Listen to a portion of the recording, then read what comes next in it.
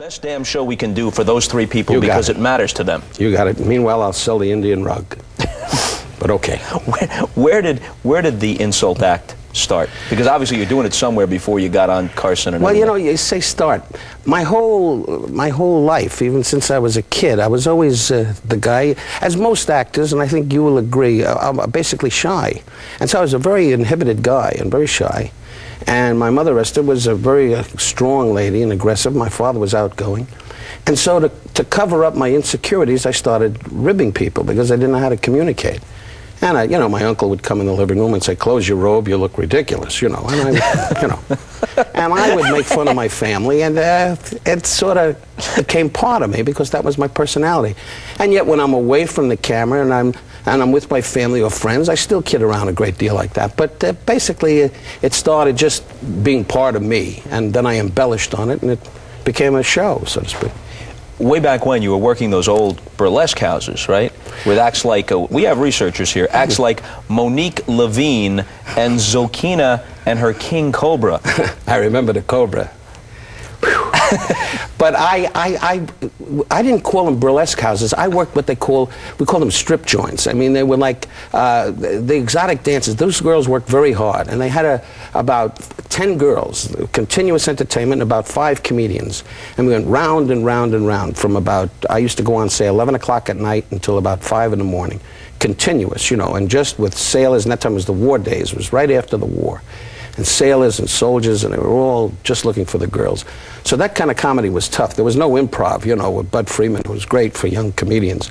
But it was tough. You know, guys used to just sit there with zip guns and want to pick you off, you know, waiting for the girls. So that, I'm guessing, is really what put it in high gear, this kind of insult the audience sort of thing, because they're saying, hey, get off, we want to see the girl with the boa constrictor, right? And I could never tell a joke. To this day, I couldn't, you know, if you and I had a party, I mean, well, you and I wouldn't be at a party. But I mean, if we were at a party, I got a little ridiculous. I started to think we were going to hang out together, which is out of the question. Absolutely it is. I'm a very busy man. I know that. Running after Joe Garaggio, going, Joe, do they like me? But I did jokes. I was saying about jokes. I did jokes badly.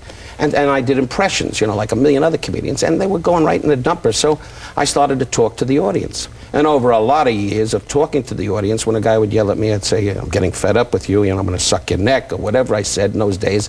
And they'd start to laugh. And so it became a conversation with the audience, and that's how that insult thing became little by little, without writing one thing on a piece of paper. It just became part of a performance. And over many years, it developed into what I consider a full job, but it took a long time. I don't know if I got the chronology right here, but sometime in the mid-50s, you were at a Hollywood club called Slate Brothers. Yeah.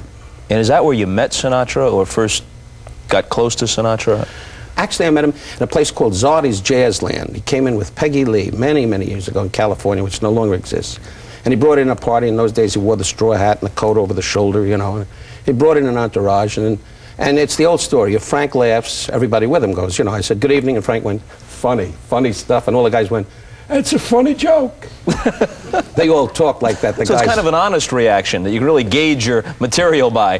What he thinks is funny, I fall on the floor for. But actually, he was great because he would bring in a lot of celebrities and people that enjoyed, and they really, he was a booster that way. But how did you get the courage at that stage of your career? You're not Don Rickles with Tonight Show appearances and everything else. How did you get the courage to, early in your relationship, say from the stage to Sinatra, Frank, make yourself feel at home. Punch somebody.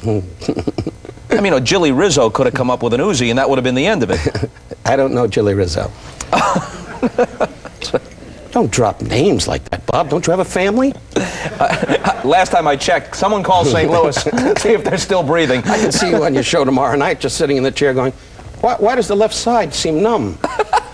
But I got to tell you that these people that so-called, like Jilly Rizzo, dear friend, guys, he would bring in all the guys, what I call street people, and I relate great with street people, and that was fun for me, you know, to bring in guys that I could really hit with the jokes, and how I say to Frank what I said. You have more courage as you're a younger man than you do today. I mean, I still do what I do, but in those days, you threw you threw it to the wind. You know, anybody that came in and said, Frank, I'm really getting fed up. I don't care who you know. I'm going to make you limp when the show's over. You know, whatever I would say to him, and he would laugh because you just knew by looking at him that he was for you. You know what I'm saying? Yeah. And it's been like that ever since. Dean Martin was a key player in your career too, Yeah. because I guess shortly after you'd been on the Tonight Show, Martin had his own show that was on Thursday nights at that time in the '60s, and he used you a lot, right? Yeah, Dean used me. The big break with Dean was once with Roy Rogers, which was a fun show, and if you know Roy, he was a guy, you know, that he would laugh at grass growing. So, but it was a sweet man, and we had a lot of stuff to bounce off with him. But the big thing was they turned around and had me go with all stars in the audience. They brought about 15, 25 stars, and they said, Don, just let the cameras roll and you make it up and pick on all these people. Ernie Bognigh's laughing. Big Academy Award winner. Remember you and Marty? He was so brilliant in Marty, and today it's over. Like that, go figure this business. Baby Rosemary, so many years I've known you. Remember the old days? You, Mary Small, they're all in there. And now your career is slowly sinking into the... Look at this, Bob Newhart just said to the wife, he's not going to mention me. Bob Newhart went into shock, his name wouldn't be mentioned. One of the great stammering idiots of our day, Bob Newhart. When did you first go on Carson? I started at the very beginning with him in New York, and everybody was afraid to put me on. They said, oh, this guy. And Carson was, and Freddie DeCovida, a good friend. They said, hey, let's, Peter LaSalle, they said, let's give Rickles a shot. And they did, and the chemistry worked. I mean... It's like a motorcycle going by the studio. I thought we were in Iran. But, gee, I didn't know. You got a great studio, real soundproof. Guys in the hall going, and the whole place hears it. But chip in and close the doors. But you're a dull guy. How do you stay on it? Even at 1:30, it's dull. But I must say, these kind of things worked for me, and so I just threw it all to the wind. What about the time, and there were so many appearances on the Carson Show, and in the 60s and 70s when you would come on the Carson Show, it was one of these deals like it later became with George Carlin or Steve Martin. You'd look in the TV guide or you'd hear the night before that person was going to be on, and you make a special effort to stay up and watch it because it had the feeling of an event. What ones stick out in your mind? Well, the interesting thing is, we always make notes, you know, like you do. Any host always makes notes, and he would always say, they would tell him that Don's going to discuss this, we're going to discuss that, we're going to talk about Newhart, and then we're going to talk about this trip, that trip, and blah, blah, blah. And he never looked at the card, and we never did. And I'd come by, and in Johnny's way, he would just look at me with that stare and just say, well, you know, and I would go from there. You have signed a $3 million deal to appear here once a week. No, what do you, no. And, with a clause in if you're moody, maybe. Because Ed told me that. He said, what a deal he's got. I got to sit on the couch like a moron, and I was a colonel.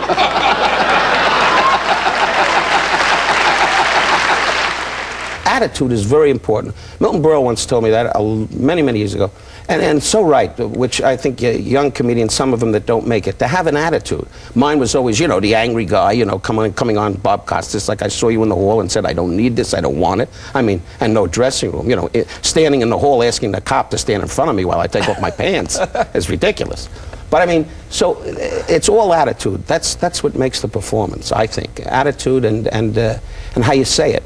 There's other guys that can say certain things to people saying, you're an idiot, and boom, it doesn't come off funny. If you have a way of saying it to a person, they'll laugh. Roll the film. Well, do you want to explain what it's about? No, who cares? You don't care. No, it's about, Us Against the World is about a group of wonderful stars from the different networks, all the big names, Susan Katz, Al Lipschitz, Barry Green, Marvin Farnham, yes. Lou Brock.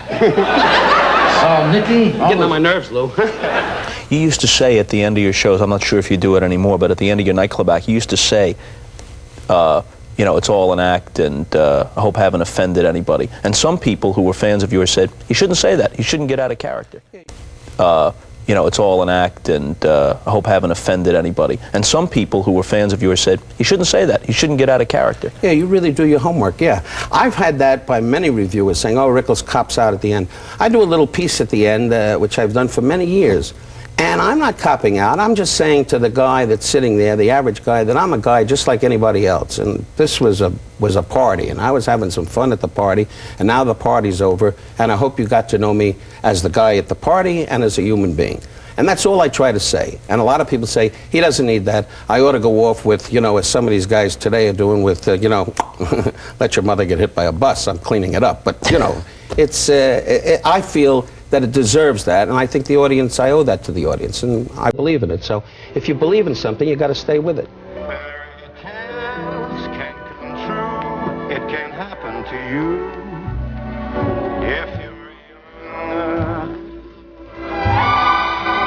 For it's hard, you will find, to be never mind if you're young at heart. You can go to extremes with impossible schemes. You can laugh when your dreams fall apart at the seams. And life gets more exciting with each passing day. And love either in your heart or on its bed. Don't you know that it's worth every treasure on earth to be young at heart? For as rich as you are, it's much better by far to be young at heart. What was the deal with Jack Parr in Miami, where some bit was set up, but... I wanted to be on, I was working in a place called Murray Franklin's, which again gave me some, like the Slate Brothers, gave me a little reputation in Florida.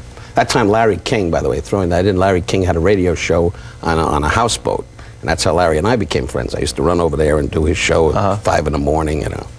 Anyway, so we were in Florida, and Jack Parr came down there on location at the Roney Plaza. And everybody said, you got to get this hot kid in Miami. He'd be great on your show. And you know, Jack Parr, who I got to know personally through High Everback, a friend of mine, socially, and a lovely man. He said, gee, Don, I remember that. I didn't know the kind of guy you were, and so forth. So, and they said, put him on, and they made me a cab driver. And Jack Parr had no idea what I was going to do. And Jack Parr was doing his, folks, I'm here in Florida, and I had to come out with the cab driver. It's so ridiculous. With the cab driver, knowing him, the man was in shock when he saw my face, you know. And I had on the cab driver hat. Bob and I walked out and said, hey, Jack, sweetheart, boom, you want a cab? I'm going to help you, and you're a beauty. Honeysuckle rose, baby, boom. And he went, what are you doing? And I went, like I'm doing now. Hey, Jack, it's great. I'll give you a cab ride right up to Collins Avenue. You with me, baby? You're a sweet. Get some broads and booze. Why are you on here?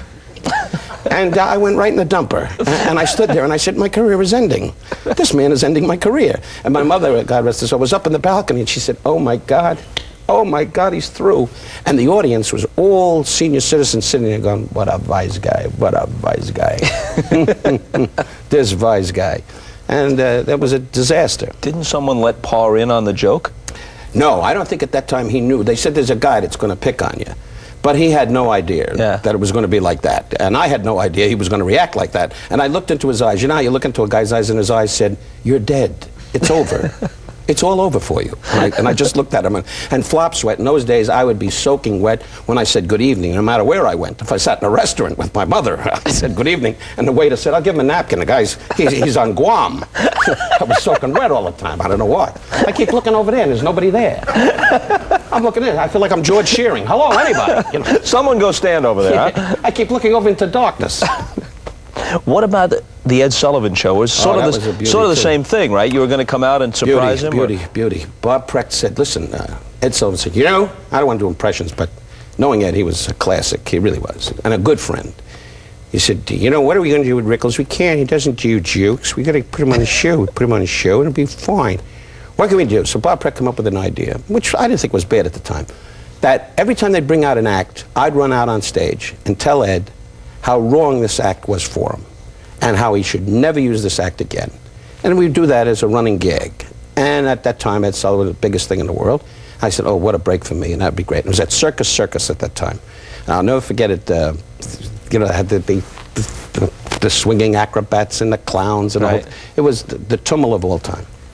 And it's like, da-da-da-da-da-da-da, and now, the Bonzini monkeys, whatever the hell it was, you know.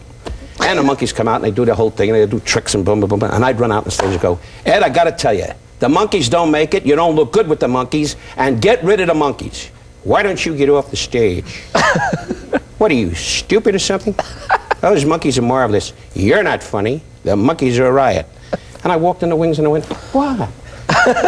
What is he doing? He's not supposed to say that. And the guy says, no, he'll catch on. I walked out again. I had some, you know, prancing horse or something. I said, you don't need the horse. The horse is ruining you. He's prancing. He's too loud. You're dynamite, Ed. Get rid of the horse.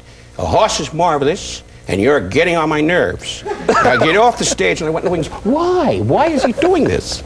And it went like that until I was right in the dumper again. And I went back to the hotel with him, and he said, you were marvelous. What a show we had. I said, Ed, you ruined me. And that was that. What debt, if any, do you owe to Jackie Leonard, who was a little bit before you, and he used to do some insult stuff himself? Interesting you'd say that. Jack was a good friend, and he always said, you're doing me, kid, you're doing me, which was not the case, because Jack always felt that I was doing him, but Jack was a jokester. He really did, you know, one-line puns, you know. You little cocker, your mother suck a bathtub, you know, whatever. And people go, ah.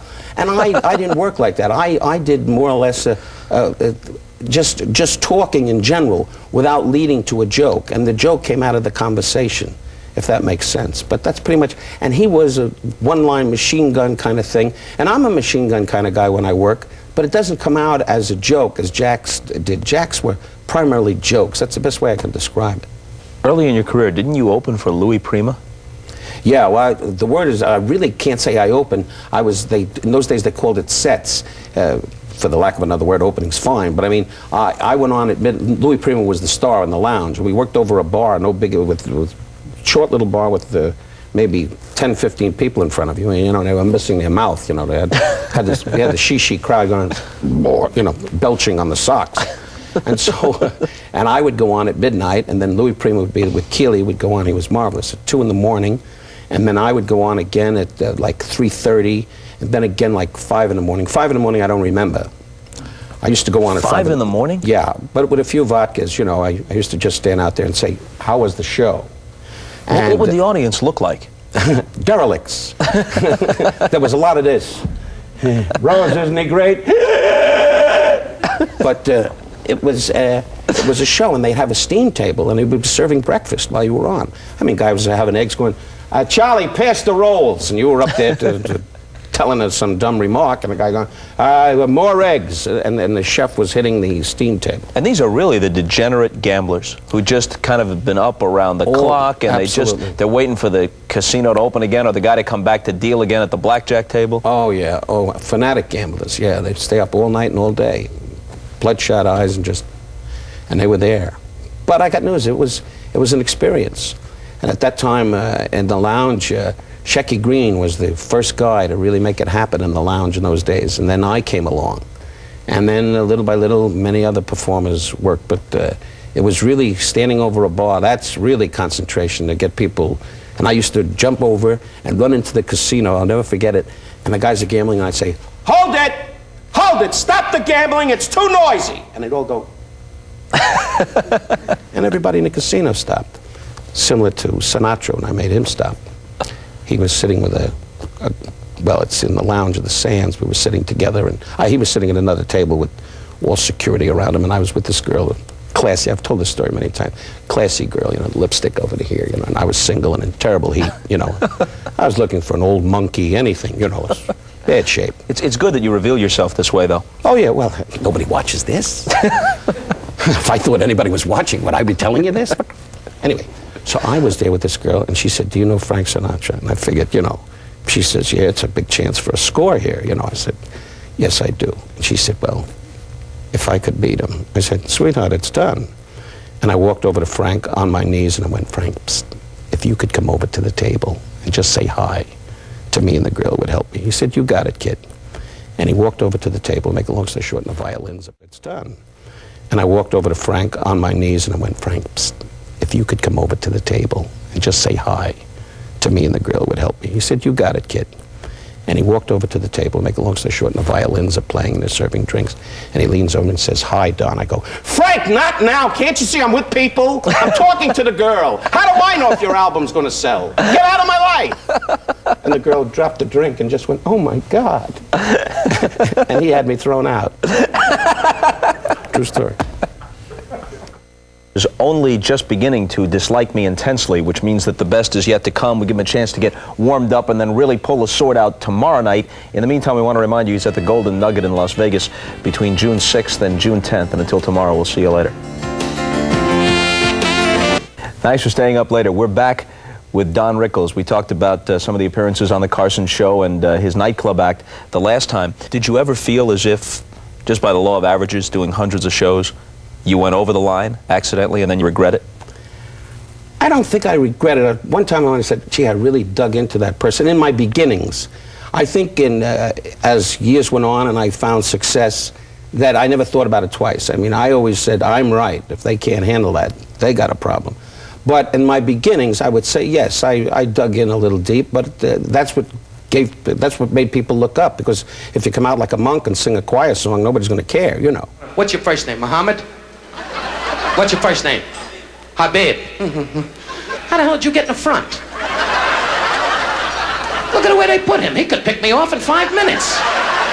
Right in the front, I got a fakakta Arab over here, a boozed up gypsy broad over there, 3 kids in heat over here, a German pain in the ass over here, 2 Japs that passed away, trick-or-treat Harvey with the turtleneck sweater, Ma Frickett sitting over there waiting for the Pillsbury bake-off, the Spanish guy planning to attack the Mexican, and 2 Polacks on the end waiting for their truck to be fixed.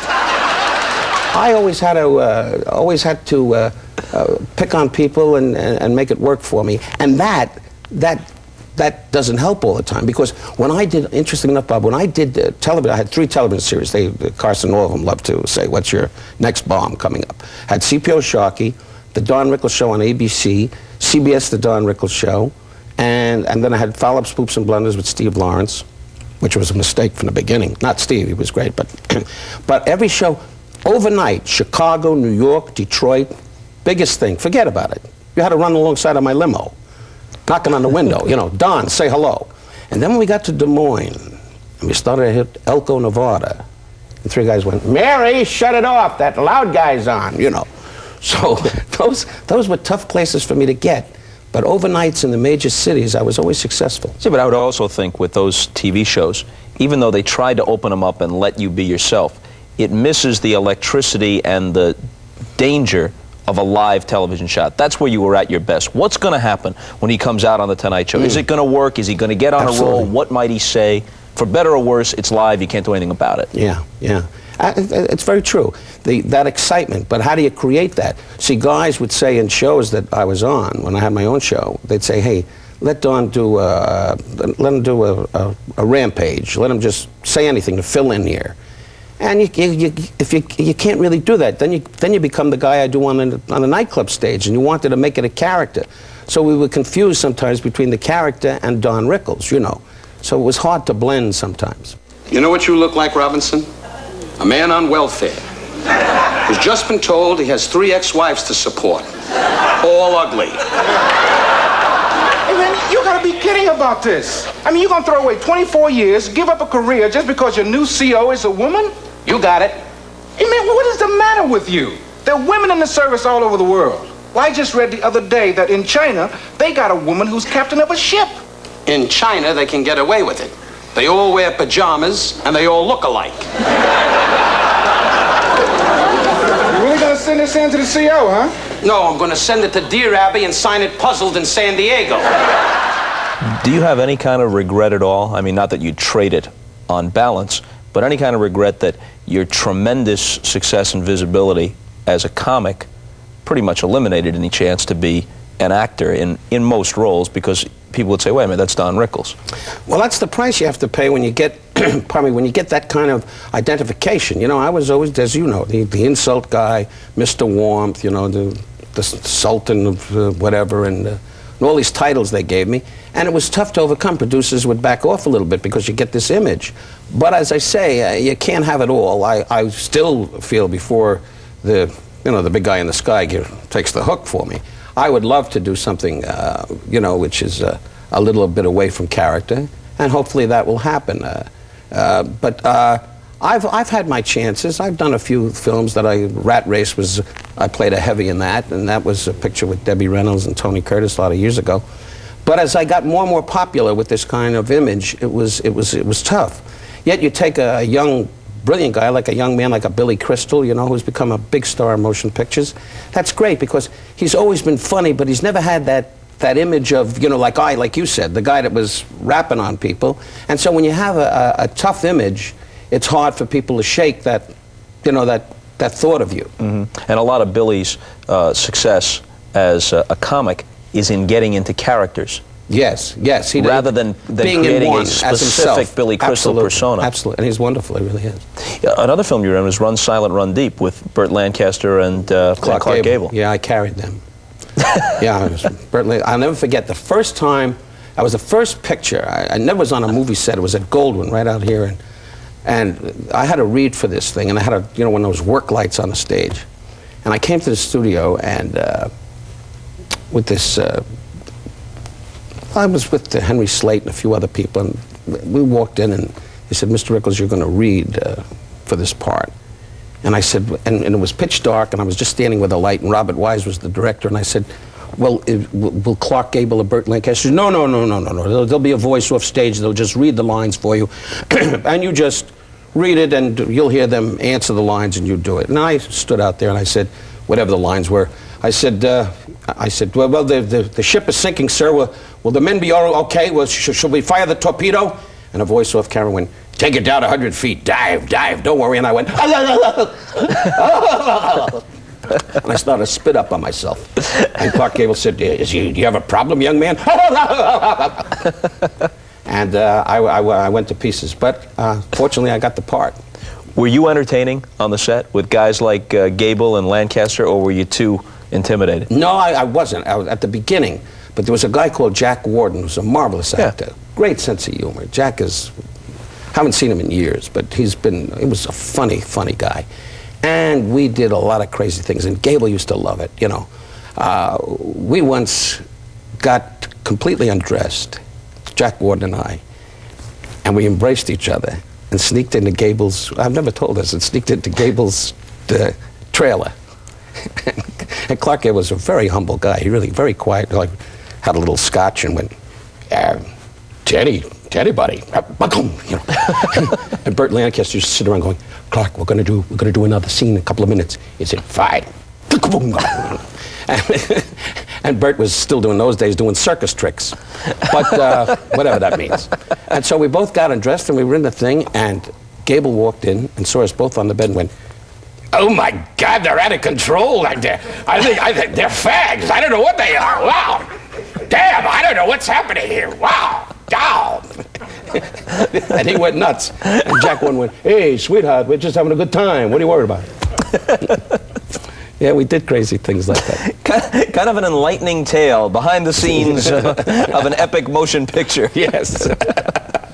Speaking of epic motion pictures, you will be surprised and perhaps flattered to know that long before I ever knew that I'd be sitting here with you, I had seen Man with the X-Ray Eyes.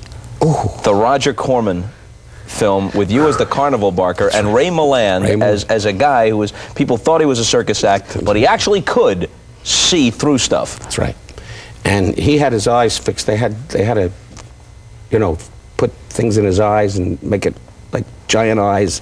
And he got an infection. The guy almost died doing this part. And in those days, we did a movie in 15 days. You just came in, there was no rehearsal, nothing. They said, "Roll him," and you went, "What's my first line?" "Good evening." "Oh, good evening!" And you did it, and you boom, boom, boom, and it went like crazy. But it was a great experience. And that picture, surprisingly enough, in those days when you did those quickies, those little thrillers, they made money. And I played a real heavy in that. And Ray Milland was a great guy. All those guys, it's interesting. Gable, Burt Lancaster, who's, if he's watching, he hasn't been too well, but I wish him the best. Burt Lancaster, Clark Gable, and you go back, Tony Quinn, all those guys, they really, wonderful actors, Burt Lancaster, Clark Gable, and you go back, Tony Quinn, all those guys, they really, wonderful actors, Gary Cooper, who I just met once or twice, all those kind of guys never did the method or anything. They were pretty much themselves. Yeah. But they portrayed, if they were supposed to be sad, they acted sad. You know, it's like the joke, like you say, Clark Gable, you say, all right, roll him. And he says, you know, Steve, I'm fed up with you, and I'm going to kill you. And then you go, cut. And he goes, how about going to lunch? And it's the same guy, you know. Everybody says, what a great actor. That's what always knocked me out, you know. That you did Beach Blanket Bingo, right? Which was, I think, biggies. the last of the beach movies with Frankie Avalon and Annette Funicello. In fact, that was such a hit that Barbara Bush, just recently, Barbara Bush, who I met when I was in the White House, and I was invited to a state dinner, which is another long story. My wife and I have never been to. Have you been to a state dinner? No. Well, don't make any plans. I was actually invited to the White House once. Were you really? Yeah. You want to hear the story? Maybe you don't. No, I got time. I was invited to It's 1:30 in the morning. Where are we going? I was invited to the White House because Bush invited these baseball announcers. He invited Jack Buck and Tim McCarver, and I think Vin was invited, Scully, but he couldn't make it because the National League playoffs were opening in Chicago. It was in early October. And I was going to do the American League playoffs in Oakland, Toronto, and the A's. And I felt that I couldn't give up the day before as preparation and then fly in overnight because it was the last series that NBC was going to do before we lost the baseball. So with regret, I had to pass up this chance to go to the White House, and basically Bush has been a broken man ever since. That was a good one, Bob. Thank you. George, I never said it. The 38-year-old kid did it. So anyway, you were at the state dinner. So I was at a state dinner, and it was the president of Tunisia. And I, being Jewish, that's one of my favorite countries. There was a lot of sheets and a lot of guys going, one guy had a sword, which I thought was out of line. He wanted to make me Jewish again. Oh, funny stuff. If only I was on a show that was on early. Blowing all this stuff with a 1:30 in the morning job. But I went to the White House for President of Tunisia, and Barbara Bush was great. And the seating, when they came for the seating, which is another story, by the fireplace was Barbara Bush, and the Marine Guard took me over and said, this is your seat. I said, no, it must be a mistake. This is Barbara Bush, and that seat is mine. He said, and all of a sudden the voice said, sit down. It was Barbara Bush. And I sat down next to her. We had the best time in the world, because we had this Arab gentleman sitting alongside of her, and he kept going, and she kept saying, don't worry about it. I got nervous. I figured maybe he saw my mezuzah. But no, it was a wonderful time, and we got to be friendly. Well, she knew me for the inaugural Ronald Reagan. Previous to this, I did the inaugural with Frank Sinatra, and the cabinet went into shock when they heard I was going to be on it, but it was great with Ronald Reagan. Anyway, so that's how I got to meet them originally. Now, they're up in Camp David, and for some crazy reason, she saw Beach Blanket Bingo, Barbara Bush, and in her own handwriting wrote me a note, said, Don, I saw one of the classics of all time, Beach Blanket Bingo. Frankie and Dee Dee. Hi, Frankie. Hello, Dee Dee. Stand up and get sick. You two 43-year-old yo-yo skipping around the house. Grow up! You're a man already, Frank. How long can you stand in the bathroom in front of the mirror? Go, Saba, Saba. You're 43, Frank. You're old and wrinkled. Did you ever hear yourself sing, Frank? You're scared trains. You sing, Frank. You sing. Be my luck. You're old. Let me hear you say one note. Say, wrong. You see what I mean? That's what I mean. This kid cannot sing. And I want you to know one other thing, Dee Dee. I never liked your personality. You know what I mean? You're too short for this type of work. So she saw one of these shows. So I said, I can get you Beach Blanket Bingo. And she and my wife and I found a copy of Beach Blanket and sent it to the White House. And she wrote back, what a great classic. I am so moved. George and I just love it. As a joke, she was putting me on, naturally, you know. So we have that kind of conversation together, and she's been writing us ever since, and now I'm starting to rip up the letters because it's a little too much. You know, how many times can I keep telling George it's wonderful, you know. But it's an interesting image.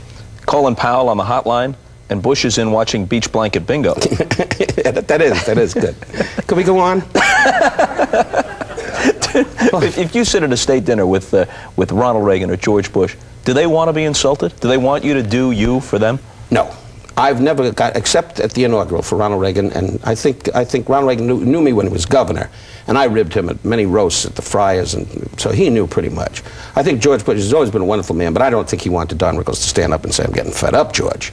I mean, in fact, I was at a Bob Hope thing when he was running for president, and Bob Hope got up and said, Don, you'll come along, and at the end, you'll do a few minutes. Well, Bob Hope that night happened to go over. So he said, you don't have to get up. And I was all set. A little pus was coming out of the mouth. I was ready for the poison to really give the president some shots, the future president. And he said, you don't have to get up. And I said, I'll just say a few words. And George Bush leaned over and said, don't get up. You don't say nothing. They were so nervous that I was going to get up and say something wrong. Anyway, we became friends. And then I saw the president at as I said, at the dinner. And he was great. He walked by me and went, hello. And that was about it. Dan Quayle was the one that hung with me. He said, can we have a drink together? I said, don't beg, I hate that. So Dan Quayle and I walked around a little bit. But the president was very nice, and Barbara Bush. They're a wonderful couple, forgetting politics. They're both very down-to-earth people. He really is a sincere man. I don't know why I'm saying this. I'm not going to run for governor, I got my own troubles, Back after this. Oh, why?